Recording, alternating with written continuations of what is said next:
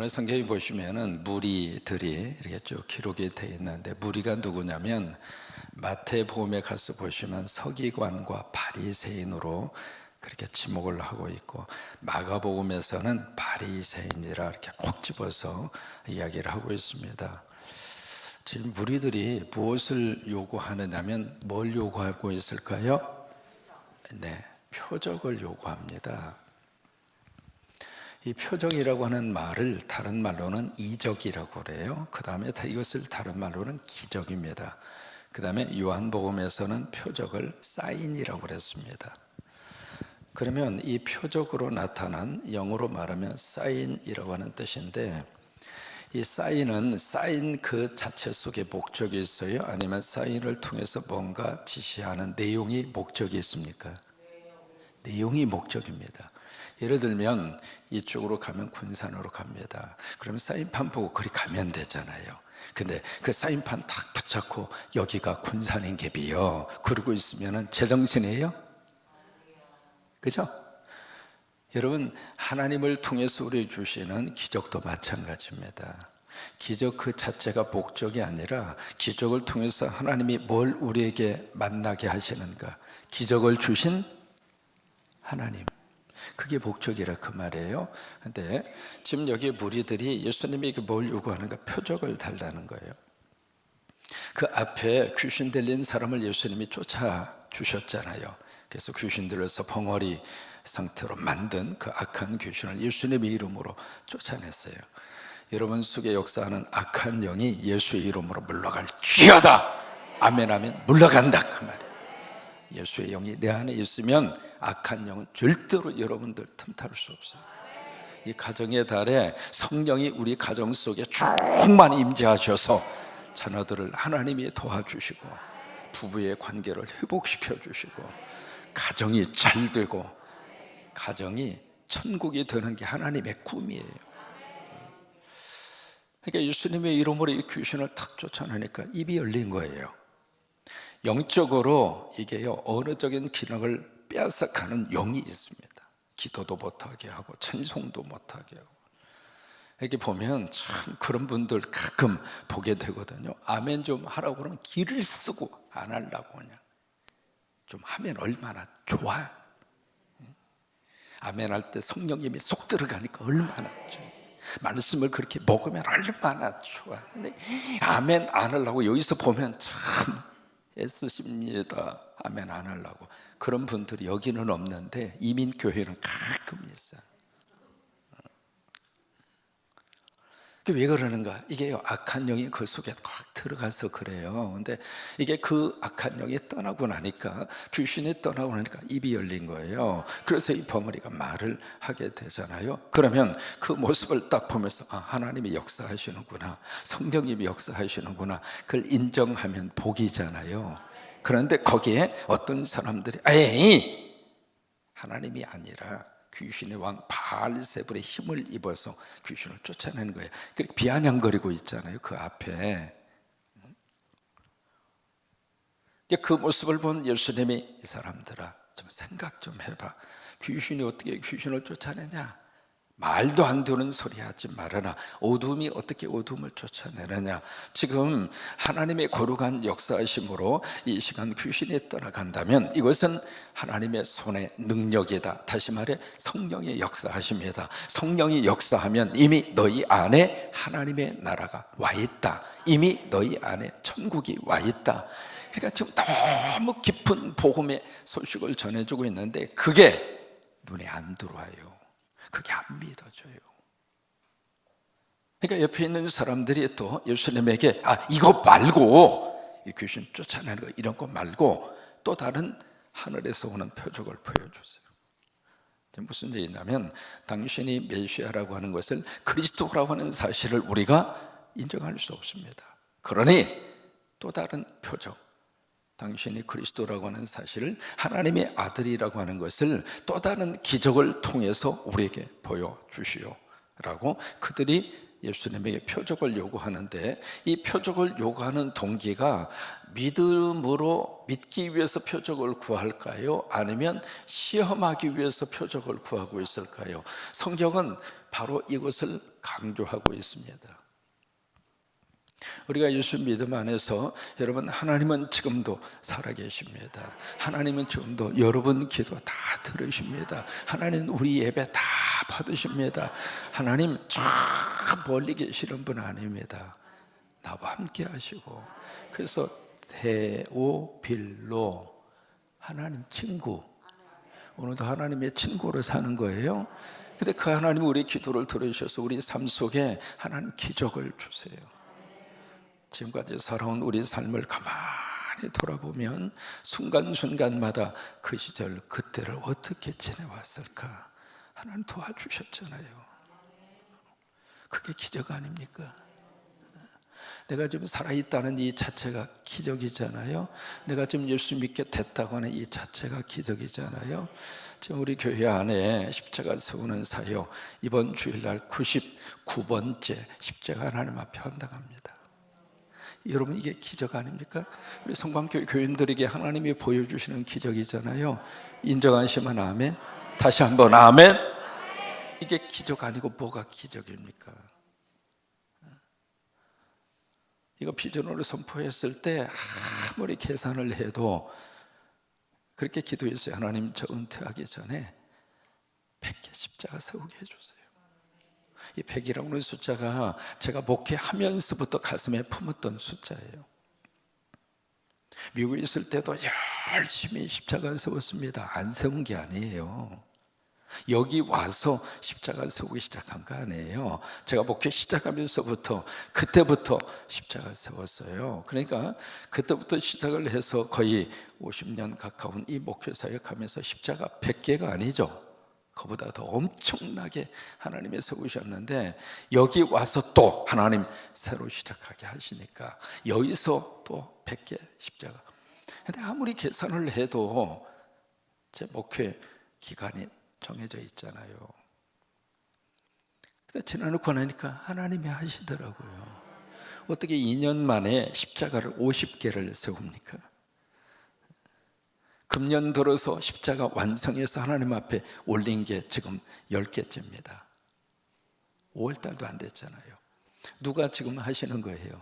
하나님이 하시는 거예요. 성광교회 교인들은요, 십자가 하나하나 세워질 때마다 하나님이 역사하시는구나, 하나님의 기적이구나, 우리 삶에 그대로 하나님이 그 복을 내려 주세요. 하나님의 기적이잖아요. 하나님의 표적이잖아요. 근데 그것을 믿음으로 받는 사람은 그게 복인데, 내 삶 속에 하나님의 표적과 기적을 주심에도 불구하고 계속해서 이곳에 이 표적과 기적을 안 믿어요. 또 하나, 계속 시험하는 거예요. 하나님은 믿음의 대상이지 시험의 대상이 되면 안 됩니다. 시험의 대상으로 삼으면 그 하나님을 시험거리로 만드는 순간 우리 인생이 시험 들어요. 하나님은 믿음의 대상이에요. 믿으면 복이에요. 그리고 우리 중고등부 친구들에게 하나님을 믿을 수 있도록 해 주시면 우리 자녀들이 그 하나님 믿고 잘 살아요. 지금은 조금 사춘기 때 다 그랬잖아요. 엄마 아빠가 사춘기 때문에, 사춘기 아이들 때문에 막 와서 막 힘들어하는 그 모습 보면서 자기도 그랬으면서 다 그런 거예요. 그 과정 다 밟게 돼 있습니다. 거쳐야 될 시기에 거쳐가는 게 훨씬 더 나아요. 이게 사춘기를 대학교 들어가서 겪으니까, 나 그런 친구를 봤거든요. 참 어려운 저쪽 동부 지역의 학교에 합격이 돼서 기숙사로 갔어요. 근데 한 학기 딱 마친 다음에 집으로 와버렸어요. 이 아이가 대학교 기숙사에 가서 그때 사춘기가 온 거예요. 그 아이가 견디지를 못하고 그 좋은 대학 어렵게 합격이 돼서 입학해서 갔다가 도로 그냥 와버렸어요. 그때 하나 깨달은 게 있습니다. 아이들이 사춘기 겪어야 할 그때 겪는 게 복이구나. 그러니까 우리 인생 속에서 하나님을 믿음의 대상으로 아멘하고 그 하나님을 나의 아버지로 믿는 순간 그 아버지가 우리의 삶과 역사하시고 우리의 삶과 함께 하시고 우리의 삶을 이끌어 주시고 어디까지? 천국까지 그 믿음으로 사는 거예요. 그런데 여기 무리들은 하나님을 시험의 대상으로 삼고 있습니다. 그래서 여기 예수님에게 표적을 달라 이거예요. 그러니까 표적을 달라고 그러니까 예수님이 표적을 구하는 이 세대를 무슨 세대라고 그러는가? 이 악한 세대라고. 왜 악하다고 하는 말을 썼을까? 성경에서 이 악이라고 하는 단어는 어떤 의미를 가지고 있느냐면 윤리와 도덕적으로 못됐다, 그 의미를 뛰어넘습니다. 성경이 악이라고 하는 것은 하나님이 없는 상태가 악이에요. 한번 해보십니다. 하나님이 없는 상태가 악이다. 예수님이 없는 상태가 악이에요. 그러니까 악한 세대라고. 예수님이 없으니까 이 예수님이 믿어지지가 않거든요. 하나님이 아들이라고 하는 사실이 도저히 인정하기가 싫거든요. 그러니까 자꾸 악해지면서 그 악한 그 마음을 가지고 하나님을 시험하고 하나님을 테스트해서 당신이 하나님이 아들이라고 하는 표적을 달라고. 그러면 지금까지 예수님이 표적을 보여주었을까요? 안 주었을까요? 누가복음 여기 11장 올 때까지 표적이 있었을까요? 없었을까요? 엄청나게 많이 있었어요. 야이루의 딸, 죽은 야이루의 딸 살려냈잖아요. 표적도 그런 표적이 어디가 있습니까? 12년 동안 혈류증 앓던 여인이 치유가 이루어졌잖아요. 여러분 예수 믿으시고 치유받는 게 축복입니다. 병의 근원이 떠나가는 것이 축복입니다. 오늘 이 메시지 들으시고 여러분 안에 그런 은혜가 임하기를 축복합니다. 여러분 그게 표적이잖아요. 오병이어의 기적 표적이잖아요. 누가복음 11장을 읽어오기까지 표적이 한두 가지가 아니에요. 근데 또 보여달라는 거예요. 표적이 없어서 하나님을 못 믿는 것이 아닙니다. 표적을 향한 표적을 통해서 그 기적을 일으키시는 분이 하나님이라고 하는 사실이 믿어지지 않는 거예요. 그러니까 또 표적을 달라는 거예요. 그럼 표적을 보여주면 믿을까요? 또 표적을 보여달라는 거예요. 그 또 보여주면 믿을까요? 여러분 표적을 쫓아가기 시작하면 표적주의에 빠집니다. 하나님이 기적을 우리에게 주시지만은 기적주의로 빠지면 안 돼요. 그러니까 믿음 생활을 하시다 보면 하나님이 때에 따라서 그때그때마다 이런 기적도 주시고 저런 기적도 주시고 믿음이 가면 표적은 따라와요. 그런데 표적을 따라가면 한도 끝도 없어요. 믿음이 없어져 버려요. 그래서 이게 표적을 구하는 이 무리들에게 예수님은 이 악한 세대라고 이야기하시면서 두 가지 예를 들고 있습니다. 첫째는 요나를 예로 들고 있고 두 번째는 남방 여왕을 예로 들고 있습니다. 요나에 대한 이야기는 우리들이 잘 기억하고 있잖아요. 요나에 대한 이야기. 그래서 내가 너에게 보여줄 표적은 요나의 표적밖에 없다. 그래서 오늘 성경에서도 인자도 그러하니라. 인자는 예수님이잖아요. 그러면 이 요나의 표적이 무엇을 의미할까? 이게 마태복음 12장 41절입니다. 거기서도 바로 요나의 표적에 대한 부분을 말씀을 하시는데 여러분 요나의 표적이 뭘까? 요나가 물고기 뱃속에 들어갔다가 얼마 동안 있었죠? 밤, 낮 며칠? 사흘. 그러면서 인자도 그러하리라. 그럼 예수님이 뭘 의미할까요? 예수님의 십자가와 부활입니다. 그러니까 요나의 표적이라고 하는 것은 요나가 물고기 뱃속에 들어갔다가 거기서 막 하나님 앞에 기도하죠. 그러니까 물고기가 토해냈어요. 토해냈는데 그 과정을 통해서 바로 이것이 예수 그리스도가 이 땅에 오셔서 밤낮 사흘 동안 바로 십자가에 지시고 무덤에 계시다가 다시 살아나게 되는 그게 십자가 부활에 대한 표적이라고 하는 거예요. 그게 요나의 표적이에요. 그 다음에 두 번째로 이 요나의 표적이 무엇일까? 그 다음에 보시면은요, 요나의 표적에 대한 내용을 오늘 성경이 말씀을 하시고 있습니다. 자, 여기 보시면 32절입니다. 중간 부분에 보시면 이는 그들이 누구의 전도를 듣고, 요나의 전도를 어떻게 했죠? 듣고, 그 다음에 뭘 했죠? 회개했어요. 누가? 그들이 누구일까요? 유대인일까요? 이방인일까요? 이방인이에요. 그러니까 이방인도 요나의 설교를 듣고 회개하다. 그러면 이방인들 속에 믿음이 들어간 거예요. 그래서 이방인들도 요나의 설교를 듣고 회개했다. 여러분, 설교가 내 영혼 깊이 속에 들려오는 게 복이거든요. 중고등부 친구들이 선생님들의 말씀이 들려오는 게 축복이거든요. 여러분, 말씀만 들리면 역사가 나타나요. 신앙생활하면서 가장 행복한 것이 바로 뭐냐면 설교가 돼서 귀에 쏙쏙 들려오는 게 최고로 행복한 거예요. 여러분, 그렇게 되시기를 축복합니다. 설교자로서 설교 잘 준비할 책임 설교자한테 있어요. 어떻게 쓰는지 성도들이 설교를 들을 수 있도록 설교를 준비하고 또 준비하고 또 준비하고 나름대로 최선을 다해야 할 책임이 설교자에게 1차적으로 있어요.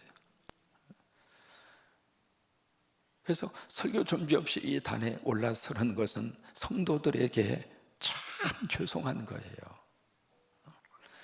그래서 저 부족하지만은 나름대로 제가 할 수 있는 최선을 다해서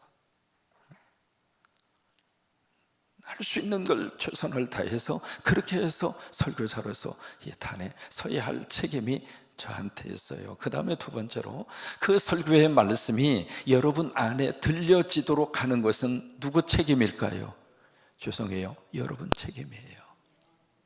그래서 내 마음 문을 활짝 열고 하나님, 오늘도 말씀해 주세요. 하나님, 오늘도 내 영혼 속의 말씀이 들려지게 해주세요. 그래서 그 설교의 말씀이 내 안에 들려지는 것이 최고의 신앙생활에 행복한 거예요. 그러니까 여기 누가 그들이 요나의 설교를 들었는가? 이방인들이. 왜 이 말씀을 예수님이 하시고 있는가? 유대인들 너희들은 그 많은 표적을 보고 지금 여기에 요나보다 크신 분이다, 그렇게 말씀하고 있잖아요. 요나보다 크신 분이 누구일까? 예수님이잖아요. 메시아로 오신 그분이 말씀을 증거하고 있음에도 너희들은 안 듣고 있지 않느냐, 이 말이에요. 그래서 심판 때 니느웨 사람들이 너희들에게 심판이 될 것이다. 그래서 그 말씀을 하시는 거예요. 이방인에도 불구하고 요나의 설교를 듣고 그들이 아멘하고 회개하고 그리고 하나님 앞에 돌아왔는데 너희들은 메시아된 나의 설교를 듣고도 회개하지도 않고 표적만 계속 구하고 나를 거부하고 있구나. 그래, 너희들 마지막 날 심판을 받게 될 터인데 바로 니느웨 사람들이 너희들에게 심판의 기준이 될 것이다. 두 번째로 누구를 예로 들고 있는가? 이 남방 여왕을 예로 들고 있습니다. 남방 여왕, 이 남방이 어디냐면 지금의 예멘입니다. 예멘이 어디냐면 사우디아라비아라고 하는 나라, 사우디아라비아의 가장 밑에 있는 나라가 예멘입니다. 거기서부터 이 남방 여왕이 솔로몬의 소문을 듣고 솔로몬의 지혜의 소문을 듣고 예루살렘까지 옵니다. 왔는데 그 거리가 예멘에서 예루살렘까지 2211km입니다. 놀랄만하죠. 엄청난 거리입니다. 거기까지 남방 여왕이 솔로몬을 찾아왔어요. 찾아와서 솔로몬을 만나서 면접을 통해서 이야기를 하면서 이 남방 여왕이 깜짝 놀랍니다. 근데 그 다음이 더 중요해요. 그러면서 이 솔로몬의 지혜에 그 답변하는 말을 들으면서 그 지혜를 주신 누구를 찬양하느냐면 하나님을 찬양합니다. 그러면 이 남방 여왕은 솔로몬의 이야기를 들으면서 누구를 믿게 된 거예요? 하나님을 믿게 된 거예요. 그러면 이 남방 여왕이 유대인입니까? 이방인입니까? 이방인입니다. 하나님을 몰랐던 사람도 솔로몬의 말을 듣고 하나님을 영접하고 하나님을 믿는데, 너희들은 하나님을 믿는 민족이지 않느냐. 그런데 메시아로 오신 나를 인정하지 않고 거부하고 있고 지금 표적만 찾고 있다 이 말이에요. 그래서 여기에 두 가지 말씀을 똑같이 여기에 하고 있습니다. 31절 그 부분에 보시면 솔로몬보다 더 큰 이가 여기 있다. 32절에 그 부분에 요나보다 더 큰 이가 여기 있다. 솔로몬보다 더 크고 요나보다 더 크신 분이 누구예요? 예수님이죠. 예수님이 주님. 여러분, 예수님이 우리 예배 가운데 함께 하셔요. 여러분이 그 자리에 앉기 전에 예수님이 먼저 오늘 사랑하는 종이 오늘 새벽기도 드리겠구나, 먼저 와서 여러분 옆 자리에 예수님 먼저 와서 앉아 계시는 거예요. 그래서 예배 시간마다 특히 새벽의 시간에 여러분 만날 생각하면 너무 행복해요. 주님이 오늘 이 시간에도 역사하시겠구나, 주님이 이 시간에도 우리 예배를 받으시겠구나, 우리의 찬양을 받으시겠구나. 그래서 예배 시간 이 시간마다 우리만 모여서 예배 드리고 끝나는 것이 아니라 우리 안에 주님이 계셔서 주님이 역사하시고 주님이 우리의 기도를 들으시고, 그 주님, 그러니까 요나보다도 솔로몬보다도 크신 분이 여기 있다 이 말이에요. 정리합니다. 무리들은 계속해서 이 표적을 구합니다. 믿음 안에서 우리가 신앙생활 하시면서 성령의 거룩한 역사를 통해서 나타나는 은사 구하는 것은 성서적입니다. 그런데 은사 주의에 빠지는 것은 성서적이지 않습니다. 은사가 주어져야만 성령이 역사하신다, 그렇게 이야기한다면 그것은 잘못된 겁니다. 그러니까 뭐냐면 이 표적이 우리 신앙생활의 목적이 아닙니다. 그런데 믿음 생활하다 보면 하나님이 기적도 주시고 도저히 이루어질 수 없는 일을 하나님께서 이루도록 역사하시고, 그래서 우리가 기도하거든요. 기도하면서 하나님께서 이렇게 저렇게 역사하신 모습을 볼 때마다 너무 감사한 거예요. 우리 중고등부 친구들이 필리핀에 SVT 가서 하나님이 기적을 주시기를 축복합니다. 우리 친구들이 확 바꿔지는 역사가, 왜요? 성령님이 역사하시면. 이번에 기대해요. 뚜보라고 하는 지역에 우리 친구들이 딱 방문하는 순간 의식이 달라질 거예요. 사람은 현재 있는 자리, 현재 누리는 자리 안에서는 새로운 것을 깨닫기가 어려워요. 어느 때 내가 누리고 있는 축복이 큰가라고 하는 것을 느끼게 되는가? 빼앗겼을 때. 건강에 대해서 우리가 감사하는 게 좀 약하잖아요. 그런데 그 건강을 상실하고라면 건강이 얼마나 나에게 큰 복이었는가 깨닫게 되잖아요. 상실했을 때 사람은 현재 누리고 있는 것에 대한 가치를 다시 한번 확인하게 돼요. 뚜보라고 하는 지역은 우리 친구들에게 엄청난 충격을 가져다 줄 것입니다.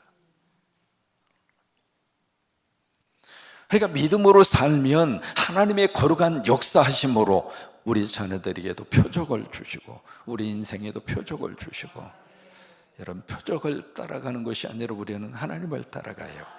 믿음을 추구합니다. 믿음을 따라가는 우리들에게 하나님은 믿는 자에게 표적을 주시고 기적을 주시고 축복을 주십니다. 여러분, 그 은혜가 오늘도 여러분 인생 가운데 함께 하시게 되기를 주의 이름으로 축원합니다.